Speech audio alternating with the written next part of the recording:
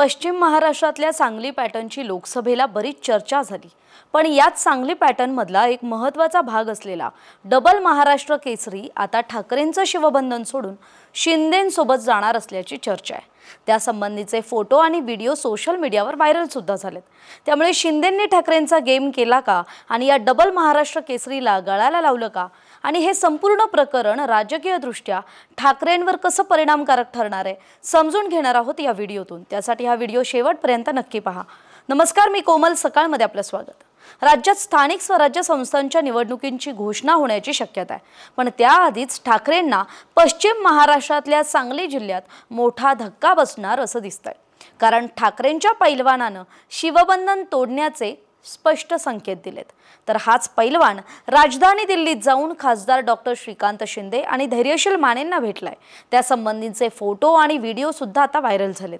त्यामुळे डबल महाराष्ट्र केसरी पैलवान चंद्रहार पाटील यांचा शिवसेना पक्षात प्रवेश जवळपास निश्चित झालाय अशी चर्चा आहे। तरी याआधी कुडाळ इथे त्यांनी उपमुख्यमंत्री एकनाथ शिंदे यांची भेट घेत चर्चाही केली होती। तरी चंद्रहार पाटील यांना शिवसेनेत निमंत्रण देण्यामागे उदय सामंत यांचा मोठा हात असल्याची चर्चा आहे।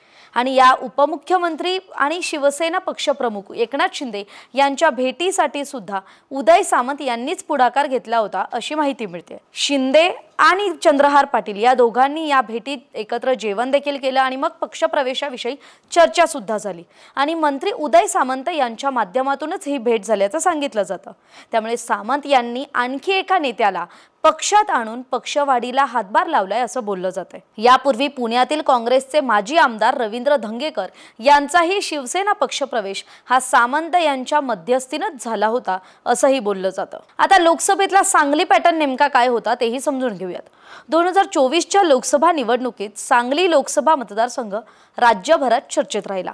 काँग्रेसचा बालेकिल्ला असणाऱ्या या मतदारसंघात जागा वाटपाचं सूत्र ठरण्याआधीच शिवसेना उद्धव बाळासाहेब ठाकरे पक्षानं दावा ठोकला आणि इथून डबल महाराष्ट्र केसरी चंद्रहार पाटलांना उमेदवारी जाहीर केली। त्यामुळे राज्यात महाविकास आघाडी एकत्र असतानाही सांगलीत मात्र मित्र पक्षांमध्ये अंतर्गत धुसफूस पाहायला मिळाली।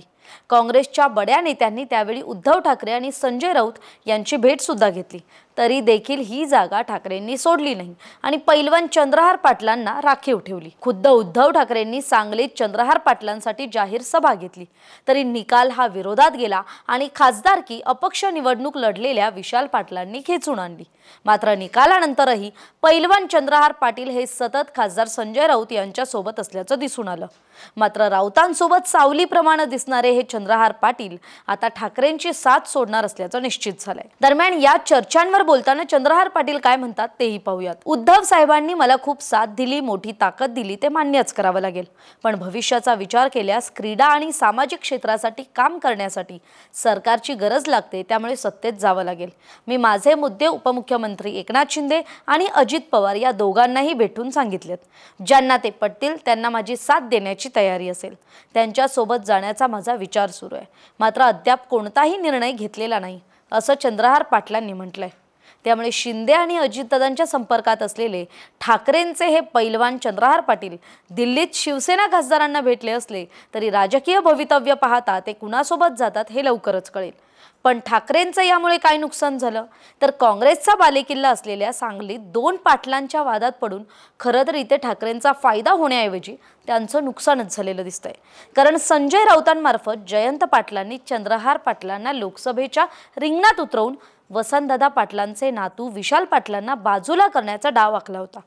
पण निकाल सर्वांसमोर आहे। एकतर चंद्रहार पाटलांच्या पराभवानं ठाकरेंची एक सीट तर गेलीच, शिवाय ज्या जिल्ह्यात आपलं जास्त अस्तित्व नाही, ज्या जिल्ह्यात आपली ताकद नाही, त्या जिल्ह्यात जर विशाल पाटलांना निवडणुकीआधी पक्षात घेतलं असतं तर ज्या घराण्याला राजकीय पार्श्वभूमी आणि इतिहास आहे त्या वसंतदादा पाटील घराण्यासारखं राजकीय पाठबळ सुद्धा सांगली जिल्ह्यातून हातून गेलं। त्यामुळे इथे खरं तर नुकसान ठाकरेंचंच झालं। त्यामुळे चंद्रहार पाटलांनी ठाकरेंची साथ सोडणार असल्याचं जाहीर केल्यानं शिंदेंनी पुन्हा ठाकरेंचा गेम केल्याचं बोललं जात आहे। आता आपली याविषयीची मतं कमेंट करून जरूर सांगा। धन्यवाद। महाराष्ट्रातील सर्व बातम्यांचे विश्वासार्ह व्यासपीठ सकाळच्या सर्व सोशल मीडिया प्लॅटफॉर्मला लाईक, फॉलो आणि सबस्क्राइब करा। तसंच सर्व नोटिफिकेशनसाठी बेल आयकॉन प्रेस करायला विसरू नका।